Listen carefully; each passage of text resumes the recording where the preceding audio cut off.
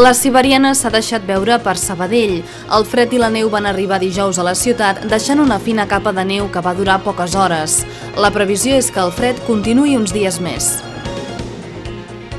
La Policia Nacional ha desmantellat aquesta setmana una xarxa de matrimonis de conveniència a la ciutat. Els responsables de la xarxa pagaven 3.500 euros als espanyols que es casessin amb immigrants en situació irregular. El proper dia 9 la Generalitat es reunirà amb les entitats socials i econòmiques de la ciutat per explicar-los quin camí seguiran les obres del metro.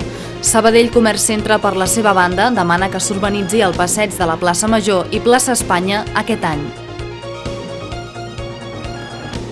Les dades de l'atur tornen a ser negatives, 20.082 aturats hi ha a la ciutat, 462 més que el mes de desembre.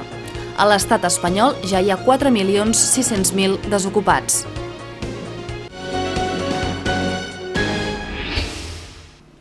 La Generalitat ha convocat les entitats de la ciutat per explicar-los l'aturada de les obres del metro.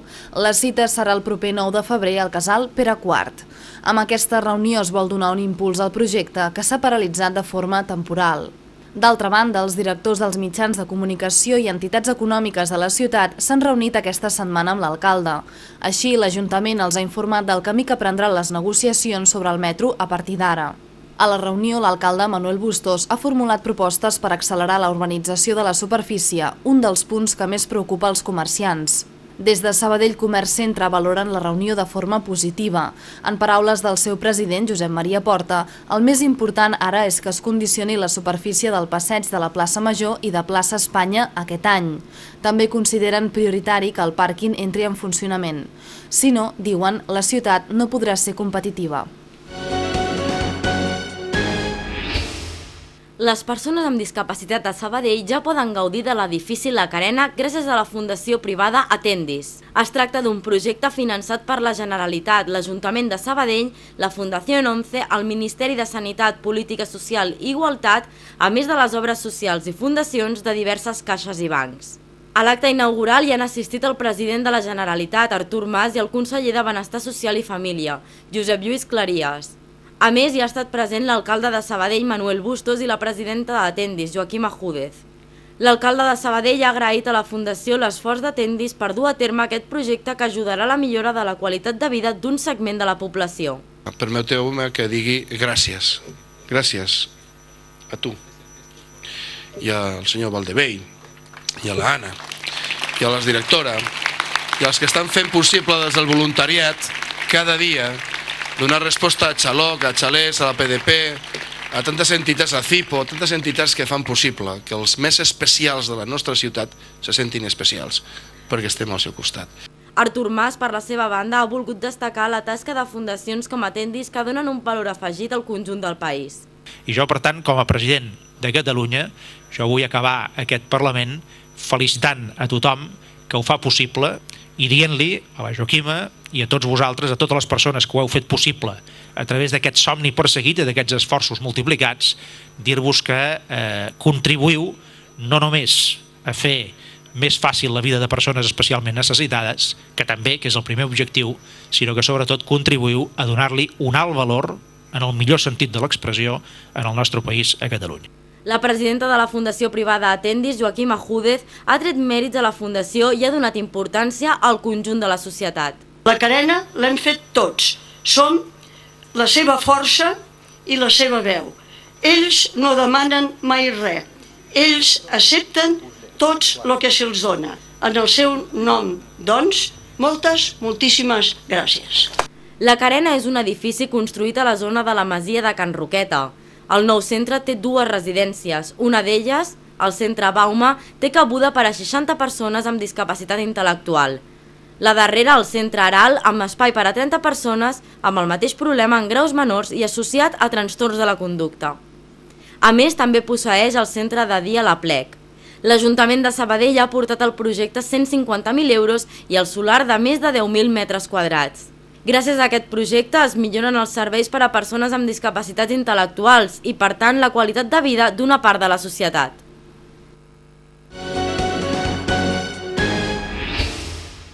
L'atur ha tornat a pujar aquest mes de gener a Sabadell, 20.082 aturats i ara a la ciutat, 462 més que el mes de desembre. Les xifres són dolentes aquí, al Vallès i a la resta de l'estat espanyol. Al Vallès Occidental hi ha 81.889 desocupats. El municipi amb més gent aturada continua sent Terrassa. Una de les entitats que ha parlat de les xifres ha estat Pimec. Des de l'associació han valorat negativament les dades de l'atur. A l'Estat ja hi ha 4.600.000 aturats. El concessionari Ester Motor de Sabadell ha guanyat el premi al millor concessionari Mercedes-Benz de l'estat espanyol. El concessionari, situat a la Ronda Ponent, ha rebut el guardó per la seva destacada gestió comercial durant l'any passat en el sector de turismes. Des de l'any 94 que es va formar Ester Motor aquí a Sabadell, a Terrassa, com a concessionari oficial, és un reconeixement a la tasca de tots aquests anys i lògicament estan molt orgullosos pel premi aconseguit per tot el que la trajectòria d'Ester Motor en quant a la marca Mercedes-Benz. A banda d'aquest guardó, el concessionari també ha guanyat per 8a vegada el Premi Cència, que valora la voluntat de Mercedes de cuidar el medi ambient. És un premi que dona internament Mercedes-Benz Espanya a tota la red nacional sobre la qualitat i medi ambient. I és un premi que nosaltres som el concessionari que més vegades ho hem aconseguit. Malgrat la crisi econòmica, Ester Motor n'ha acabat el 2011 complint els objectius de vendes. Des del concessionari sabadellenc s'esforcen per superar els obstacles econòmics que s'esperen aquest any. El panorama està molt complicat i veiem que no canviaran res el 2012 en quant al 2011, però la veritat és que s'afronta igual que el 2011. Jo crec que el més important que nosaltres tenim que tenir com a concessionaris és un tema d'actitud. O sigui, si la gent confia, si la gent treballa, si la gent està predisposada a fer el que té que fer, nosaltres l'objectiu nostre aquest any és aconseguir per segona vegada consecutiva aquesta segona placa. Darrerament, el concessionari ha presentat 2 nous models, com veiem a les imatges. A més de vehicles nous, Ester Motor, que pertany al grup Movento, també té a la venda vehicles d'ocasió. La siberiana va arribar dijous a Sabadell. El temporal de fred va deixar una capa de neu a diferents zones de la ciutat. El color blanc dels carrers, però, va durar poc. A les 10 del matí va començar a nevar amb força i la neu acumulada a parts i bancs va desaparèixer al migdia. Els sabadellencs més ràpids van captar instantànies de la neu, com aquestes. L'Ajuntament de Sabadell va convocar el comitè d'emergències per actuar davant la previsió de neu. Les classes es van suspendre dijous a la tarda i els equipaments municipals van romandre tancats. La mateixa tarda es van suspendre activitats previstes a la ciutat, una d'elles a l'Estruc. Al Vallès Occidental, així mateix, es va suspendre el transport escolar. A altres localitats de Catalunya la neu s'ha deixat veure aquest divendres. A la Llagostera, per exemple, les carreteres s'han tallat per l'acumulació de neu. Els efectes del temporal han estat finalment menors al que es preveia. Segons el servei meteorològic, però, el fred durarà uns dies més.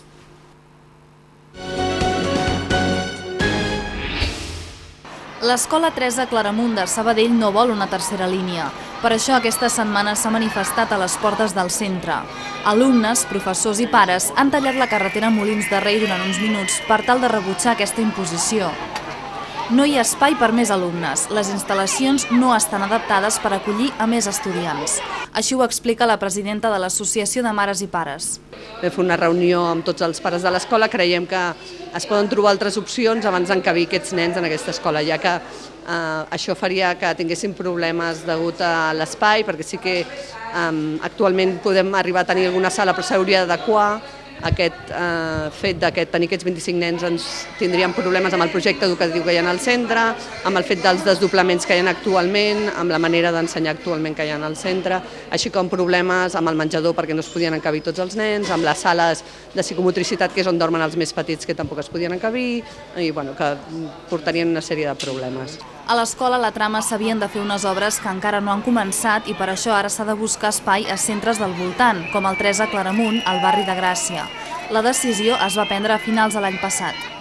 La situació d'encabir aquests 25 nens és perquè es fan unes obres en una altra escola de Sabadell, que és l'escola de Trama, que eren unes obres que estaven planificades, que es farien des de fa molt temps i s'han anat retrasant, i ara es troben que han d'acabir aquests nens, les obres no estan acabades, de fet no estan ni començades, i durant 3 o 4 anys diferents escoles de Sabadell o d'aquesta zona aniran tenint el problema fins que no s'acabin aquestes obres. Malgrat la pluja, el centre ha sortit al carrer per demostrar el seu rebuig a la línia de P3.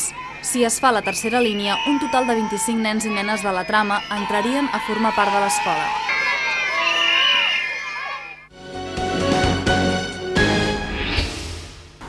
La Policia Nacional ha desmantellat una xarxa de matrimonis de conveniència a la ciutat.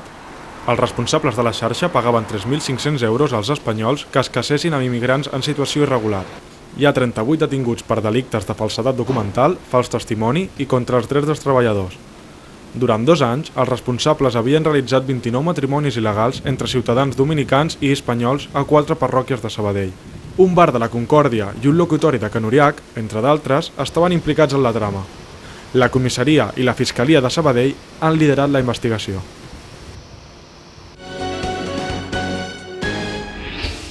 Les noves instal·lacions d'energia geotèrmica s'han presentat recentment al Centre de Divulgació Ambiental del Parc Central del Vallès, entre Sabadell i Barberà del Vallès. Gràcies al corrent de les aigües pluvials, el sol i el vent, es crea una energia que absorbeix i emmagatzema la Terra.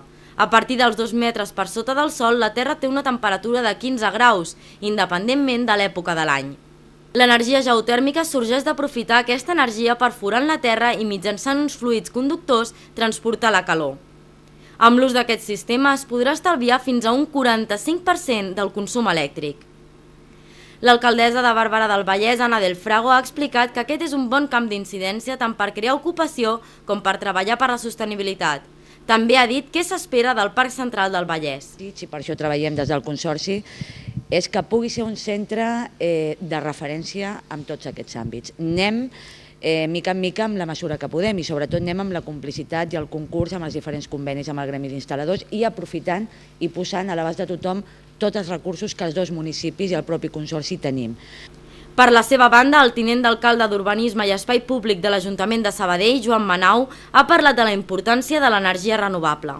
I que a la vegada té un repte de futur, que és donar servei als milers de milions de persones que vivim en aquest planeta, que tots sabem que l'energia no és inesgotable i per tant hem de trobar mètodes més eficients de poder generar l'energia que necessiten totes les persones per poder portar a terme una vida amb dignitat cada dia.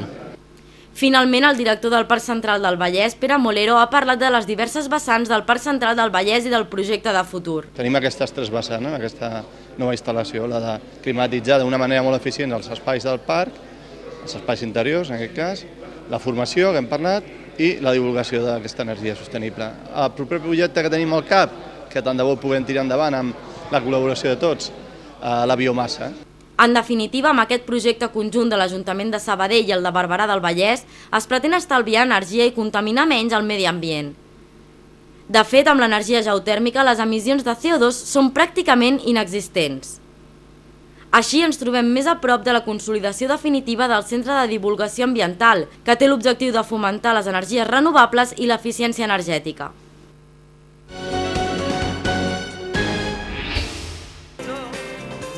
Tres hores. Això és el que va durar el concert de Manolo García aquest dijous a l'Auditori de Sant Cugat del Vallès. El cantant va donar-ho tot en una actuació on va repassar grans clàssics com Pájaros de Barro i on va presentar el single Un giro teatral del seu nou disc Los días intactos. Les entrades per a aquest concert, el primer de la gira, es van esgotar en una hora. Yo con los años, más que irresponsable, me he vuelto cada vez más responsable. Yo era más cabeza loca cuando era más joven, salía al escenario, no me daba igual, pero era como más... Y ahora es como, wow, antes de salir, bueno, oye, se han agotado las entradas. Y es una mezcla de alegría cuando me lo dicen y decir, wow, no podemos fallar. O sea, hay que hacerlo muy bien. Els assistents van regalar al cantant un folar, un barret i rams de flors. Durant el concert, Manolo García es va adreçar al públic en moltes ocasions. Fins i tot va aprofitar les seves intervencions per ficar-se amb les entitats bancàries. També va demanar als assistents que no pengessin els vídeos de l'actuació a YouTube. En los conciertos recordaréis, se quitaban las cámaras, tal, no sé qué, no se puede entrar. Hoy en día, bueno, pues los móviles hacen fotos, tal. Podéis hacer lo que queráis, evidentemente. Solo os pediré un favor, es una cosa personal, manías mías.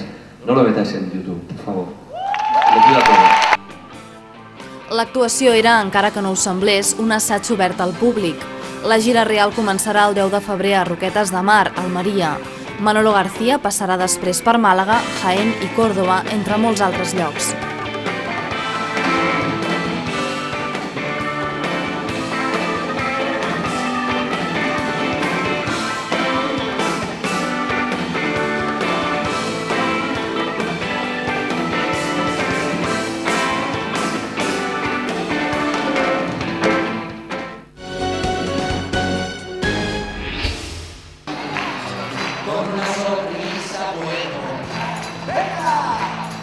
Salto a la Fama ha tornat a ser un èxit en la seva 27a edició consecutiva. El festival ha tingut lloc recentment al Teatre La Faràndula, que s'ha omplert per acollir l'esdeveniment i ha comptat amb centenars d'estudiants. Tots els alumnes del Col·legi Franciscans de Sabadell, des dels més petits fins als més grans, han estat protagonistes de la gala. Tampoc n'ha quedat exempta de participar l'AMPA de l'escola. El presentador, Carlos Fuentes, ja havia dit en alguna ocasió que cada vegada intenten donar més importància als alumnes que no pas als famosos. Tot i això, ha assistit al festival el mag de Badia i exalumne de l'escola, Antonio Díaz. Altres anys han estat convidats exparticipants d'Operació Triunfo, com Jorge i Guille Barea. Aquest any hi ha hagut diverses actuacions musicals i balls de cançons de tota mena, incloses les més sonades en el que portem d'any. Així, els alumnes dels franciscans de Sabadell han aconseguit enganxar el públic a l'actuació des del primer fins al darrer instant.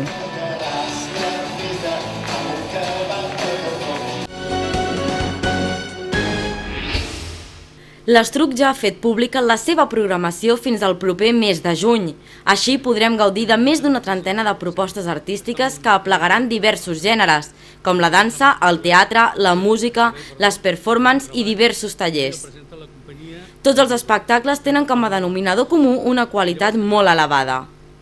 Entre el més destacat per aquesta temporada trobem el primer festival de cinema de terror per al proper 4 de febrer. Aquesta proposta s'ha convertit en una realitat gràcies a la col·laboració de l'Ajuntament, de l'Estruc, dels patrocinadors i, a més, gràcies a l'empeny i les hores de treball dels voluntaris que l'han organitzat. En aquest sentit, el regidor de Cultura, Joan Carles Sánchez, ha explicat que estan oberts a acollir noves iniciatives dels ciutadans. El que m'agradaria traslladar és les possibilitats que dona aquest espai també per iniciatives d'aquestes característiques, i que, per tant, és bo que les entitats utilitzin, s'apropin d'aquests espais que finalment estan pensats no per només el desig de l'Ajuntament, sinó per unes iniciatives de prou qualitat i amb un bon enfoc que van arribant a nosaltres. D'altra banda, podrem gaudir d'espectacles de dansa com Cabullón o Faces. També seran importants les obres teatrals, en les quals han inclòs el teatre adolescent per a representar el major nombre de ciutadans possible. No podem oblidar que el gènere musical és una de les estrelles de la programació, amb actuacions de quart primera, Tancat per defunció o Afro Songs Vibration. D'aquesta manera tracten de representar diversos estils musicals que puguin agradar a tot el públic. Per a les famílies de la programació hi ha recollits espectacles com Bocchettino o Acorde. Emili Dalbàs, assessor d'arts escèniques, ha parlat de la importància de l'aprenentatge. Finalment, a Nau Estruc se seguirà l'orientació de les arts visuals. Estan especialitzats en les arts performàtiques, però també faran exhibicions i projectes d'investigació. Òscar Abril, comissari de Nau Estruc, ha definit aquest espai com un clúster d'investigació artística amb dimensió cultural. A més, ha afirmat que aquest és l'any de consolidació de l'Estruc. L'Estruc en aquests moments és un adolescent, i com a adolescent li toca fer l'estirón i és el que l'Estruc està fent en aquests moments, a partir del que ja és un centre, des d'un punt de vista singular i sense parangó en el context del nostre país, donant cobertura no només a a la creació emergent, sinó de manera molt particular al seu propi teixit local. L'Estruc està en un procés, d'alguna manera, d'obrir noves àrees d'una atenció més singularitzada i específica al que podríem dir les arts en viu avançades. En acabar la roda de premsa en què es va fer pública la programació, a l'Estruc van oferir una mostra d'una de les obres de la temporada. Es tracta de l'actuació del creador sabadellenc Raül Grau, que veiem a les imatges. Amb creacions artístiques com aquesta es posa de manifest la qualitat tècnica i en podrem gaudir el proper 14 d'abril.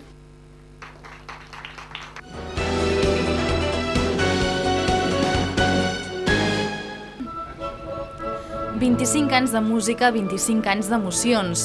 Això és el que celebra l'Orquestra Simfònica del Vallès aquest any i per commemorar-ho acaba d'inaugurar una exposició de fotografies.